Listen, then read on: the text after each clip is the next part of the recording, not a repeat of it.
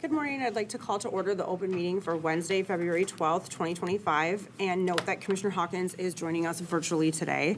I will now ask the Commission Secretary for information on today's agenda. Each commissioner has independently reviewed the minutes of the open meeting of Thursday, January 23rd, 2025, and each has informed me there is no need to discuss the minutes. I move we approve the minutes of the open meeting of Thursday, January 23rd, 2025. Second. All in favor? Aye. Aye. Each commissioner has independently reviewed the agenda, and each has informed me there is no need to discuss the notices associated with agenda items 2 through 19,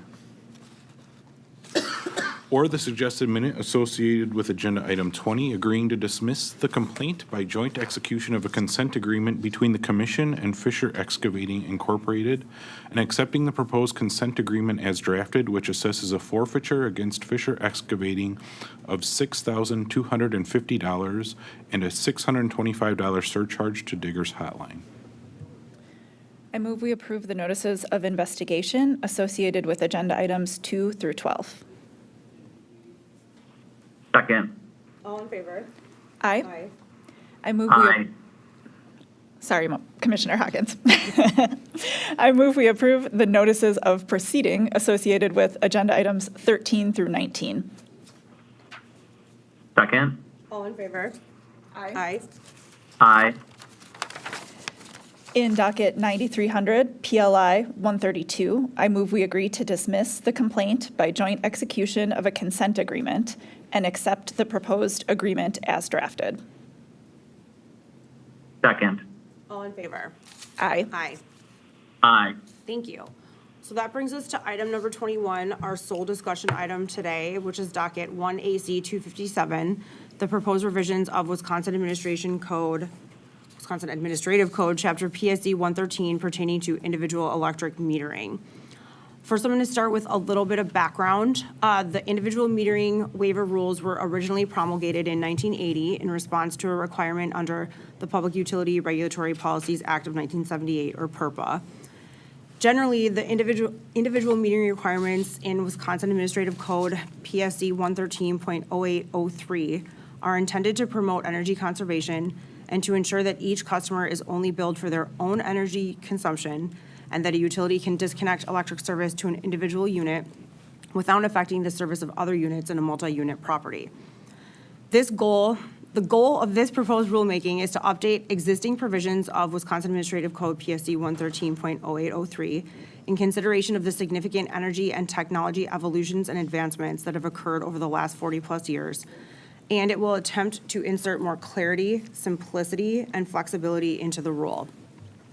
The current rule does allow the Commission to grant waivers of the individual metering requirement in limited specific circumstances, but it is outdated and lacks flexibility.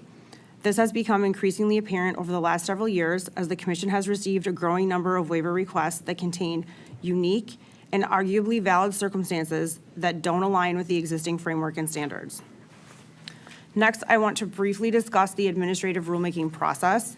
It's important for us to be clear about where we are in the process and what steps will occur subsequent to the actions we take today, especially because the rulemaking process differs from the PSC application investigation docket process that we typically follow. At the outset of this process discussion, I want to be clear that we are in the early to middle stages of this rulemaking.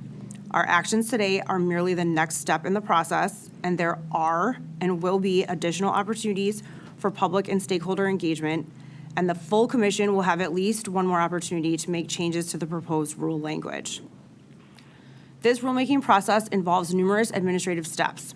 On April 20th, 2023, the Commission accepted a statement of scope. The statement of scope was then approved by the Governor's Office and published in the Wisconsin Administrative Register in May of 2023. Then the Commission approved the statement of scope on July 20th, 2023. A request for comment on the Economic Impact Analysis, or EIA, was issued on August 7th, 2024, with an August 23rd, 2024 deadline. And in addition, pursuant to Wisconsin statute, Section 227.11, Commission staff completed an evaluation of any potential impact of rulemaking on housing on housing.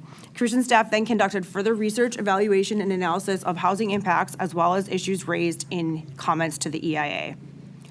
The rule is currently at the proposed rule step. At today's open meeting, the proposed rule language is before us, and we have the opportunity to approve, modify, or deny the proposed draft rule language. After our actions today, the proposed rule will be sent to the Legislative Council for their review, and around that same time, in mid-March, the Commission will hold a public hearing and open a public comment period on the proposed rule. The PSC will then review and analyze the information, feedback, and input received from the public hearing and comment period and the Legislative Council review, and will draft a legislative report in response to Legislative Council feedback received. Then, the final rule and the legislative report will come back to the full Commission for further modifications and final approval. After all these steps have occurred and the Commission has issued final approval, the rule is then sent to the Governor's office and, if approved by the Governor, to the Chief Clerks of the Legislature. I want to reiterate, there are multiple steps in this process. We are still in the preliminary stages. There is an additional upcoming opportunity for public and stakeholder input, and nothing we do today is set in stone until much later in the process. So there are many kicks at the can, so to speak. Also, you guys know I don't like to bury the lead, so I will just say that I am supportive of moving this proposed rule forward as is today so we can get to the next step in the process. The earlier EIA comment period generated some deliberative and informative discussion, but we need more. My expectation for the next steps, especially the public hearing and public comment phase, is that we will have robust, substantive engagement from a variety of stakeholders and members of the public. This is the time to make your voices heard so we can further revise this rule and actually improve it to make it better. We know it's outdated, we know it's inflexible, and we know waiver requests are not going away. This means we need substantive engagement going forward. Instead of continuing to lament and complain about the current waiver situation, I sincerely hope and encourage interested parties take this opportunity to constructively participate in the improvement of the rule governing this important issue. So what does my position today actually mean? Voting to approve this proposed rule without modification today merely moves it along to the next steps in the process.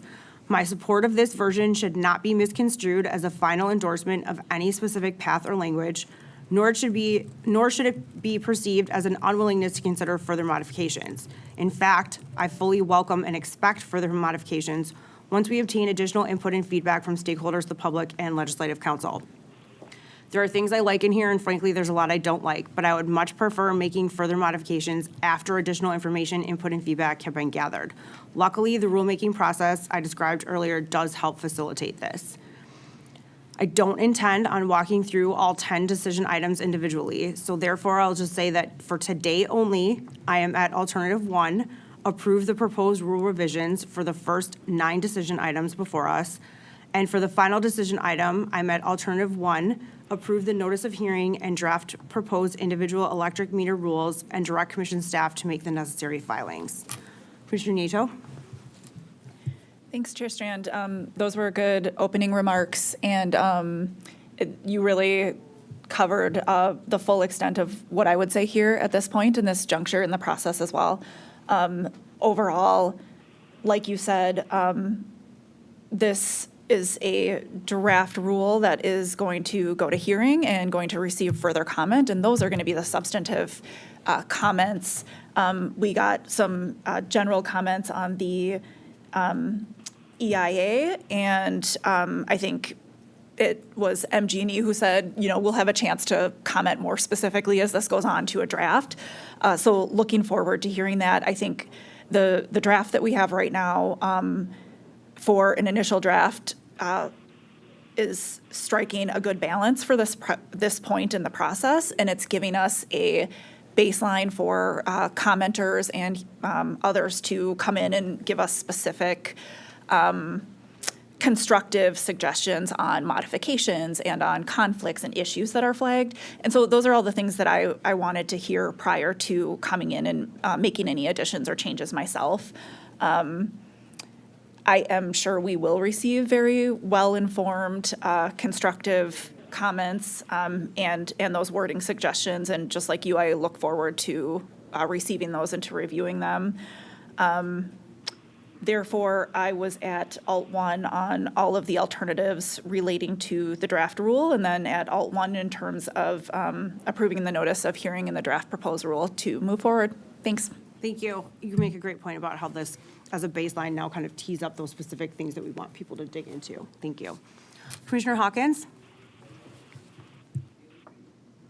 Thanks to you both and for your comments on this. I think I have a better appreciation for the process, and I did have a couple ideas for today, but I think given that we'll have that ability to benefit from input at the hearing and others, I can hold on those. For now, I am comfortable, and I agree with what Commissioner Nieto just said, that the items teed up in the draft proposed rule do cover everything that I am, interested in hearing more about. So I don't think there's really any thing additional that I need to maybe put forward at this point. So I'm fine joining you both at Alt 1 on this and look forward to the input we receive in the next step of the process.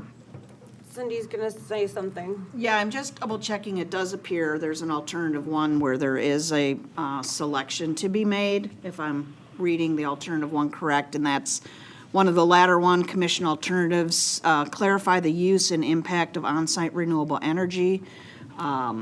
There is whether you want that to apply to Section 4, Section 5, both Section 4 and 5.